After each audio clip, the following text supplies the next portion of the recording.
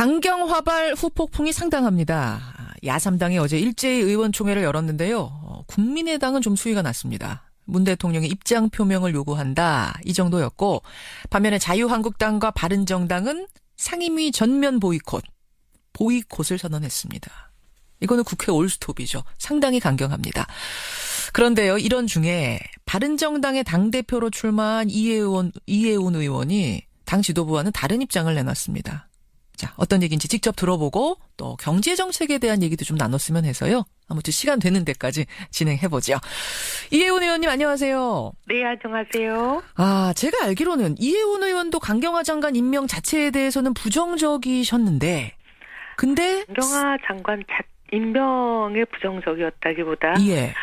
강경화 장관을 임명하면서 대통령이 이제 여론조사를 근거로 제시했고 예. 국민 여론을 따를 것이냐 야당도 국민 여론을 존중해야 한다 이렇게 하는 방식이 좀 앞으로 국회 협조를 받기 어렵게 만드는 것이다 이렇게 제가 말씀을 드린 적이 있어요. 그런 거군요. 네.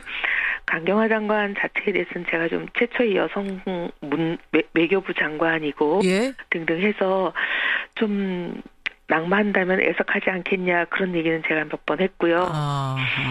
근데 이제 대통령이 이렇게 하시면 아무래도 국회 협조가 이제 앞으로 쉽지 않겠느냐. 그런 의미로. 정부가 해야 할 거는 뭐 관례가 산적해 있죠. 검찰개혁, 재벌개혁, 뭐 언론개혁 등등. 예. 근데 이렇게 할 일들이 많은데 사실 이런 거는 시스템으로 제도화돼야 되기 때문에 국회에서 입법으로 확정되지 않으면 어렵거든요. 예. 국회 협조가 절실한데 여소야 되고. 근데 이제 국회 협조를 어렵게 만드는 이런 방식은 좀 지혜롭지 못하지 않냐. 제가 이런 얘기를 했었습니다. 그렇군요. 그런데 그렇다고 해서 상임위를 보이콧하는 것에는 나는 동의 못하겠다? 이러셨어요? 보이콧보다는 저는 더 좋은 방법이 청문회를 열어서 지금 이제 청문회 하겠다는 곳은 김상곤, 조대엽 이런 분들 청문회가 남아있는 거잖아요. 그렇죠. 근데 이런 분들에 대해서는 이제 저희 당에 좀 부정적인 생각을 가진 분들이 많습니다. 예. 저만 하더라도 제가 김상곤 후보자는 우리 보수의 정체성에 좀 안 맞는 게 많다 이렇게 생각하거든요. 교육부 총리후보자. 네, 물론 이제 청문회를 더 해봐야 확실한 것들을 알지만 예. 그래서 이제 이런 분들을 청문회 할 상임위는 빠질 게 아니라 열어서 철저히 검증을 해서 뭐가 문제가 있는지 국민들 앞에 낱낱이 알리는 게 더 좋은 방법 아니냐 이렇게 생각하는 거죠. 근데 이제 보이콧은 어떤 정치적인 메시지다. 네. 지금은 강한 메시지를 국민들께 던져야 하는데 그러려면 보이콧만큼 좋은 게 없다라는 게 아마 다른 야당 의원들 생각이셨던 것 같아요. 근데 요즘은 좀 보면요. 국민들도 옛날하고 다르신 것 같아요. 어허. 그런 이제 정치적인 제스처, 굉장히 강경한 제스처잖아요. 강경하죠. 이런 부분에 대해서 그걸 뭐 그냥 강경한 정치적인 제스처구나 이렇게만 받아들이시기보다는 왜 국정을 발목 잡느냐 그걸 꼭 곱게 보지는 않는 것 같아요. 예전하고는 달라졌다. 예. 국민들의 시선이. 특히 이 문재인 정부에 대해서는 국민들이 그 사상 유례를 볼 수 없을 만큼 굉장히 관대하고 기대도 크고 그런 것 같아요. 예. 아무래도 이제 최순실 사태 때문에 국정이 올스탑된 지가 거의 한 10개월 되는 거잖아요. 그렇죠. 그러니 이제 대한민국 호가 빨리 이제 날아올랐으면 좋겠다는 기대감 때문이기도 하고 예. 그동안 이제 쌓인 피로 짜증 이런 게 너무 많아서 그런 것 같습니다. 그리고 또 인수위도 없이 출범했다는 거에 대한 굉장히 관대함이 있는 것 같아요. 그런 상태인데 이 상태에서 보이콧하는 것이 과연 국민들 보기에 좋은 것이냐 아닐 거라는 판단을 하시는 거예요. 좀 지혜로워야 된다 이렇게 생각합니다. 그나저나 이해운 의원님. 네. 그 문재인 대통령 취임하고 나서 한 일주일쯤 지났을 때는 문재인 대통령 무섭게 잘한다. 무섭도록 잘하신다. 이런 말씀하셨었죠. 네, 잘해서 좀 무섭다 그랬죠. 근데 그건 취임 한 일주일쯤이었는데 지금은 한 달쯤 지났습니다. 한 달 후에도 유효합니까? 아니요. 지금은 좀 걱정되는 부분들이 많이 나왔죠. 지금 벌써 안경환 후보자 낙마하는 일도 생기고 많은 일들이 있지 않습니까? 예. 지금은 상황이 달라졌어요? 네, 많이 달라졌죠. 안경환 후보자 경우에는 정말 저는 개인적으로 정말 동의할 수 없는 분이었습니다. 그렇군요. 알겠습니다. 일주일처럼만 계속 갔으면 좋았을 텐데 지금 한 달 지났는데 상황은 많이 달라졌다. 네. 그런가 하면 지난주에 야당이 노할 때 이해운 의원 예스 했던 한 후보자가 있습니다. 김상조 공정거래위원장. 예. 네. 임명되자마자 부영그룹 회장 검찰 고발하고 BBQ 치킨을 가맹사업법 위반 혐의로 이렇게 조사하려고 하자 거기서 이제 가격 인상하려던 거 철회하고 이런 행보들 어떻게 평가하고 계세요? 저는 지금까지 잘하고 계신다고 보고요. 기대가 큽니다. 왜냐하면 이제 처음 취임하자마자 많은 장관들이 보이시는 행보는 예. 굉장히 이제 논란이 큰 법안부터 통과시키겠다 큰 걸 많이 손대시거든요. 그렇죠. 그래서 업적을 큰 걸 남기고 싶어 하시고. 예. 근데 그렇게 이제 큰 거 하겠다고 호언장담하는 방식을 택하지 않고 차분히 이미 있는 법인데 그동안 공정위가 제대로 집행하지 않아서 재벌들의 불법을 눈감아주고 있던 부분부터 법대로 처리하는 그런 방식을 택하시잖아요. 저는 이거는 차분하게 좋은 것 같아요. 사실 우리나라 재벌의 그동안 가장 큰 문제는 예. 경제 법치였거든요. 예. 전 세계 웬만한 법 좋다는 법은 우리나라에 대충은 갖춰져 있습니다. 근데도 이제 온통 그 불법 부당한 일이 천지로 일어나는 이유는 재벌과 관련된 법은 있지만 있으나 마나예요. 있어도 마나. 지키지도 않고 그렇죠. 지키지 않아도 처벌을 받지 않기 때문이거든요. 예. 그래서 이 경제 법치, 재벌도 법을 지키지 않으면 법대로 처벌받는다. 이걸 확실히 확립해야 됩니다. 그게 이제 그동안 우리나라에서 보면 예를 들면 독과점 품목이 수도 없습니다. 예. 근데 독과점은 거의 예외 없이 가격 담합이 공공연하게 일어나고 있잖아요. 그렇죠. 이 가격 담합이라는 것은 아주 세게 처벌을 받는 중대한 불공정 사례인데 예. 그동안 독과점 가격 담합으로 처벌받은 사례를 보면 수십 년 동안 손에 꽂을 정도예요. 이럴 수가 없거든요. 이걸 제대로 단속만 했다면. 제대로만 했다면 법은 있다. 지키지 않고 처벌 안 하는 게 문제다. 운영하는 사람 문제다. 이 말씀이세요? 예. 그래서 오히려 우리나라에는 처벌받는 사람이 바보라는 인식이 팽배합니다. 이거부터 없애야 되거든요. 그걸 김상조 위원장은 잘 해낼 것 같다. 지금까지 행보로 봤을 때 기대를 그리고 하시는 지금 거예요? 하고 있고. 예. 그래서 이제 있는 법을 제대로 지키게 하고 예. 철저하게 단속하고 하는 것부터 시작하는 걸 보면서 예. 제일 잘 가겠구나 잘 이런 생각을 가겠군요. 합니다. 알겠습니다. 바른정당 이해운 의원 지금 만나고 있습니다. 그나저나 당 얘기를 좀 와보죠. 네. 바른정당 전당대회 이제 일주일 앞으로 다가왔습니다. 네. 이해운, 김영우, 하태경, 지상욱, 정운천 이렇게 5후보. 자신 있으세요? 분위기 어떤가요? 저는 모든 선거요. 투표함 뚜껑이 닫히기 전까지 알 수 없다. 이게 제 신조입니다. 그냥 사력을 다하고 결과를 기다린 그런 방식으로 늘 선거에 임해오고 있습니다. 그렇긴 합니다만. 그래도 느껴지는 분위기는 좀 나쁘진 않아요? 제가 알 수가 없습니다.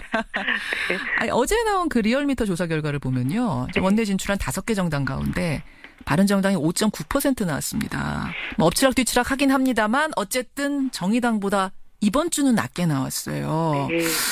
이게 자유한국당의 14.3%보다 한참 뒤처지는 상황이라 홍준표 전 지사는 자유한국당 당권 도전 선언하면서 친박 프레임 벗고 외연 확장하겠다. 자유한국당이 외연 확장하면 바른정당하고 지지율 겹쳐지는 거고 그러면 더 위험해지는 거 아니냐 바른정당 이런 얘기 나오거든요. 어떻게 보세요? 근데요. 저는 홍준표 전 지사가 말씀하시는 소위 말하는 친박 프레임을 벗는다는 거 이게 실제는 불가능하다고 봅니다. 불가능? 네.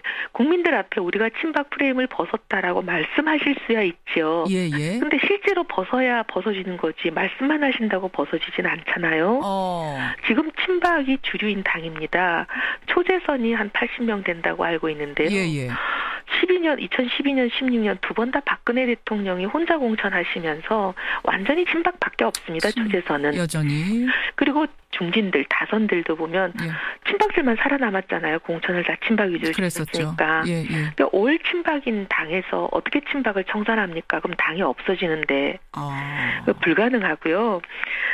그 사실은 이제 보수층이 한때는 50% 정도 육박하고 우리나라에 상당히 보수층이 많긴 많습니다. 예, 예. 그런데 보수 대통령이 실패하고 낡은 보수가 굉장히 부끄러운 행태를 보이니까 보수를 떠난 사람도 있지만 많은 경우에 이제 보수라는 사실을 말을 못하고 숨어 계시거든요. 아, 샤이 보수들 이른바. 네. 예. 근데 이제 깨끗한 보수, 책임지는 보수, 당당한 보수, 자랑스러운 보수가 재건이 되면 예. 그분들은 이제 다시 돌아올 분들입니다. 보수라고 다시 본인을 입장 표명하고 드러날 분들이죠. 아하. 그래서 저는 결국 이 경쟁은 예.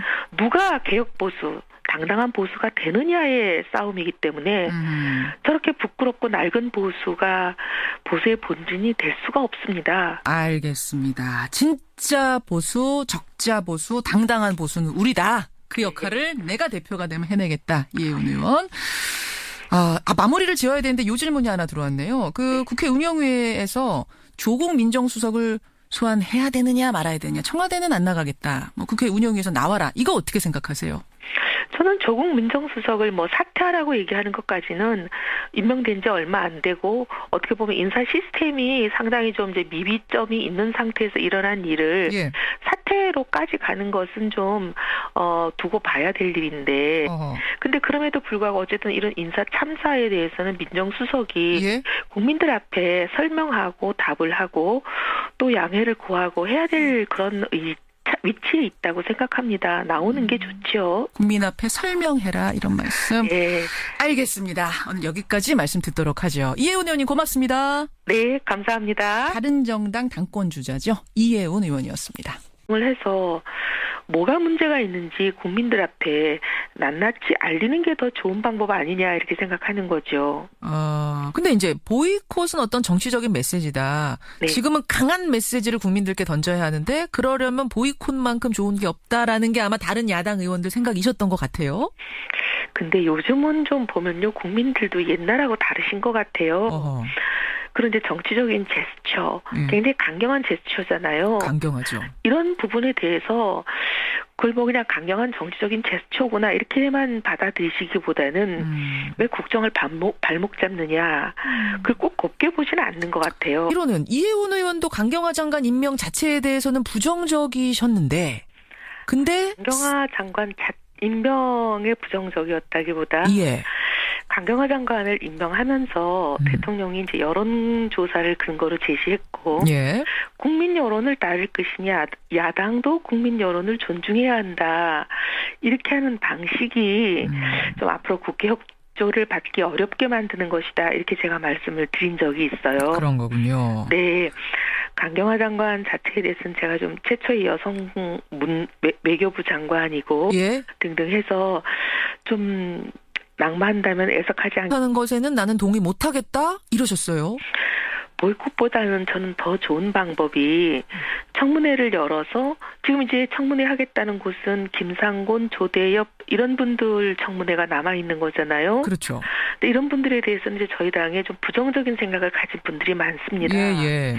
저만 하더라도 제가 김상곤 후보자는 우리 보수의 정체성에 좀 안 맞는 게 많다 이렇게 생각하거든요. 교육부총리 후보자. 예, 물론 이제 청문회를 더 해봐야 확실한 것들을 알지만. 예.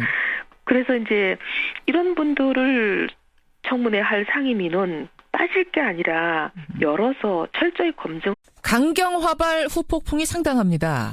야3당이 어제 일제히 의원총회를 열었는데요. 국민의당은 좀 수위가 낮습니다. 문 대통령의 입장 표명을 요구한다. 이 정도였고 반면에 자유한국당과 바른정당은 상임위 전면 보이콧을 선언했습니다. 이거는 국회 올스톱이죠. 상당히 강경합니다. 그런데요, 이런 중에 바른정당의 당대표로 출마한 이혜훈 의원이 당 지도부와는 다른 입장을 내놨습니다.